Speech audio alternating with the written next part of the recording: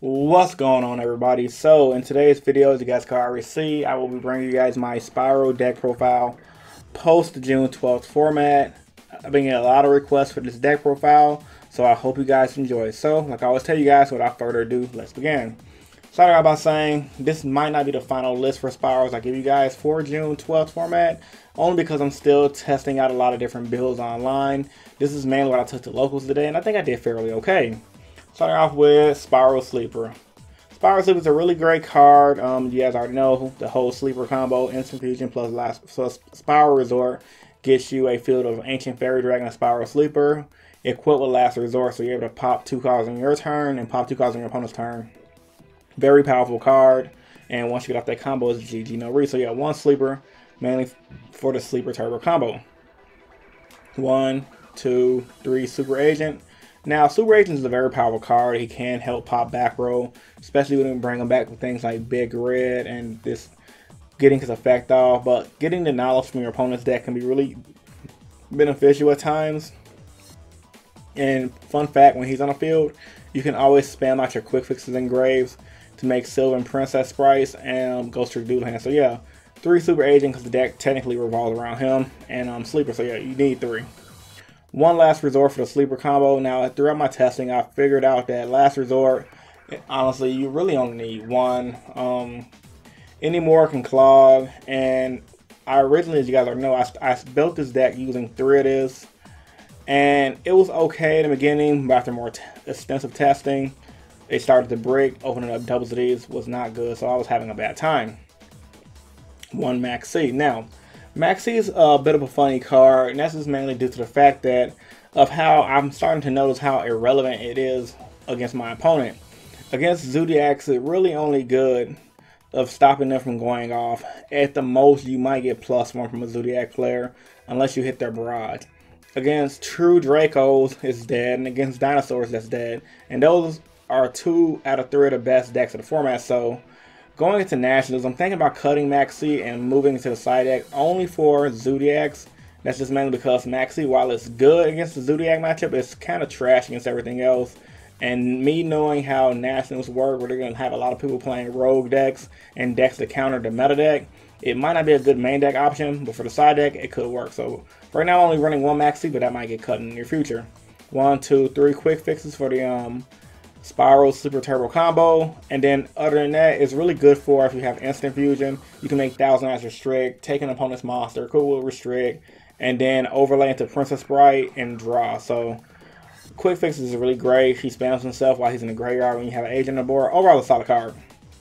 I went back to the Kaiju engine. 1, 2, 3 of the Kaijus. I run these Kaijus mainly because of the attack power. Like I can Kaiju Slumber, bring out Gamma Seal, and bring out the Dark Guy. I have a 2800 beater. I can Kaiju Slumber and bring out my Destructing Kaiju Star Destroyer. 3300 beater. Overall solid cards to bring out when you Kaiju Slumber. And the reason why I run the Kaiju engine for you guys that do not know and who are new to the channel, you can recycle the Kaijus back with Spyral Resort. So that's one of the honestly, Kaijus are one of the best engines to run with Spyrals, and that's due to the fact that you can reuse your End of the Kaiju Slumber over and over and over, as long as you have it in your deck. 1, 2, 3 Ghost Ogre and Snow Rabbit. Now, I run 3 of these because I'm not paying $60 to $75 for an Ash Blossom. Even if they go down to 50s, I still just don't think it's worth it. I don't travel enough to invest a lot of money into this game, and it's a good budget alternative against the Zodiac matchup. I kind of think Ghost Ogre is better from my testing I've been doing. I mean, again, with Ash Blossom, I can't stop their Zodiac plays, but with a Ghost Ogre, I can. I can blow up their Bravo when they search. They still get the search, but I got rid of their monster. I can just do a lot, stopping their XYZ, stopping the Dryden on their turn when they use Dryden's effect. The list can go on from there. Like, yeah, Ghost Ogre is a really solid card. There's a reason why people in the OCG run Ghost Ogre at 3, in addition to their 3 Ash Blossom Winter Spring. So yeah, if you got the Ash Blossom, play them, but Ghost Ogre at 3 is still a good budget alternative. 1, 2, 3 Spyral Resorts. Now, Spyral Resort is a really powerful card, you guys already know. The deck, honestly speaking, this is the biggest weakness of Spyral. It resolves way too much on Resort, which is why I think the deck is not a top contender in the meta. But overall, making your Spyral cards untargetable, which is really great. It's very powerful, just searching every turn. If your opponent has no way to out the Resort, you're gonna have a good time. So yeah, man, Spyral Resort at 3 because you need to run it at 3. 1, 2, 3 terraforming for consistency purposes. I did test out the set rotation, like a lot of people mentioned at locals, and like a lot of people mentioned that I should do in the last video, and talked about it to me on Facebook as well. But the thing about going to like a national event, and the thing about Spyrals in general, yeah, you can bring out set rotation, pop a Dragonic Diagram at the best, but at the same time, when you're going into a 10 to 12 round event, you need every little advantage you can for consistency. And a lot of times online, set rotation became dead. So terraforming is a good generic card. I mean, it searches. I mean, if they Ash Blossom it, you're not going to be pissed off because it's a 1-for-1 instead of a... If you open up the set rotation, you play at one turn. If you drop mid-duel, if they get rid of Resort, and you can't really do anything with it because you already used up your set rotation for the game. So yeah, Terraform is just a really powerful card in general, man. It's run 3, no exception. 1-for-1. It combos out your quick fixes to start doing those crazy plays with Sylvan Princess Sprite. I mean, the list can go on there from there. 1-for-1 is just a very powerful card in general. 1, 2, 3 Twin Twisters. Now, I do have the Cosmic Cyclones, but the reason why I want to run Twin Twister is mainly for consistency purposes in a major event.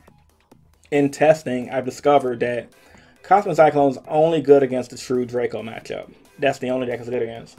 Against Dinosaurs is not great. Against Zodiacs is not great. The best card you can hit in Zodiac is Zodiac Barrage, but at the same time, even if Zodiac Barrage goes to the graveyard, them getting a Zodiac extra XYZ for a Zodiac monster is not that relevant, I've discovered, at all. Twin Twisters is 10 times better. Then not to mention, if you do play against True Dracos, and if you go second and they set up a board of Masterpiece and they have 2 back row, which being some of the True Draco cards, you can Twin Twist their back row without actually activating something on your field first, like a spell, trap, or a monster on board. And then their spell and traps go to the graveyard. You won't lose anything, so they won't plus off their stuff going to the graveyard. And then you can start comboing off of there. So, honestly speaking, I think Twin Twist is a great card for anybody not trying to pay the money for Cosmic Cyclones. But that's not the shit on Cosmic Cyclones. It's a really great card.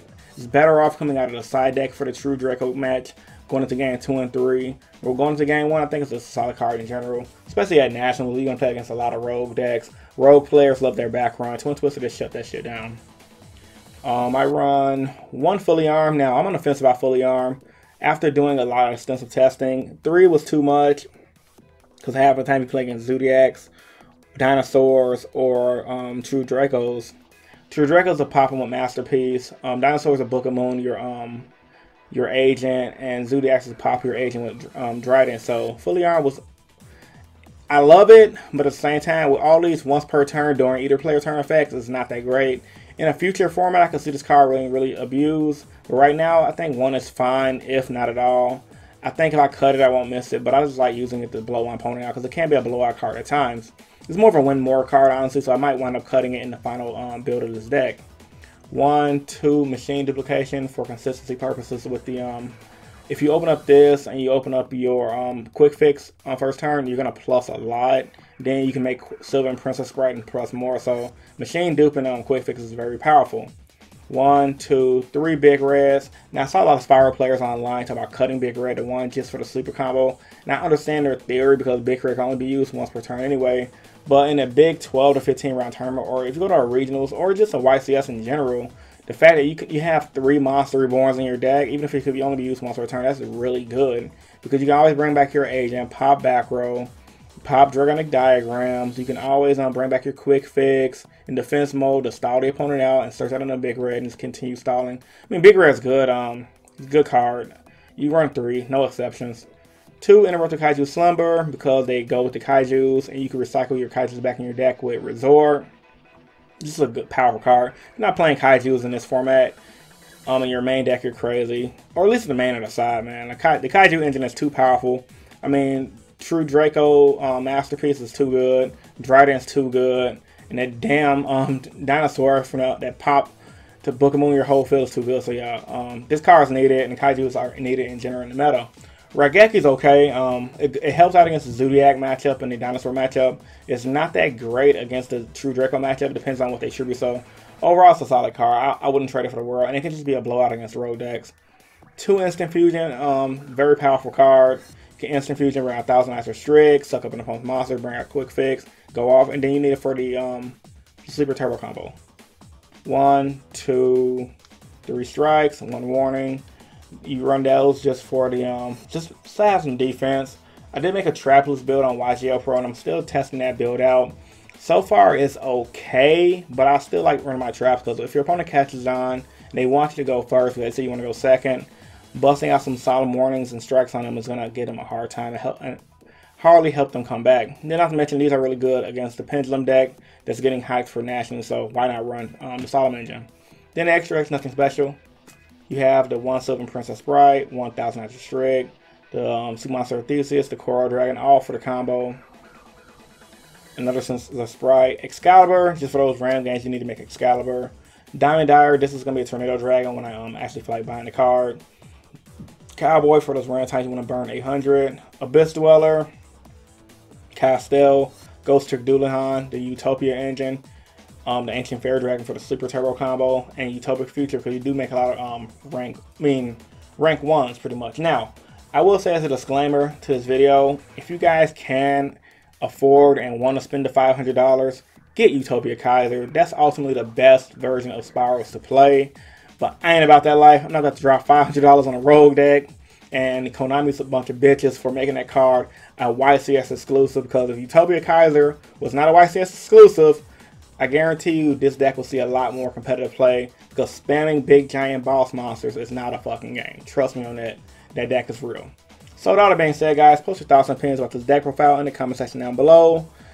And as I always tell you guys, if you're new to the channel, I'd love for you to subscribe for more Yu-Gi-Oh content. I upload every single day now. So yeah, man, this is Chris from Ancient Yu-Gi-Oh, and I'm signing out. Peace, guys. Peace, guys. Stay innovative. Deuces.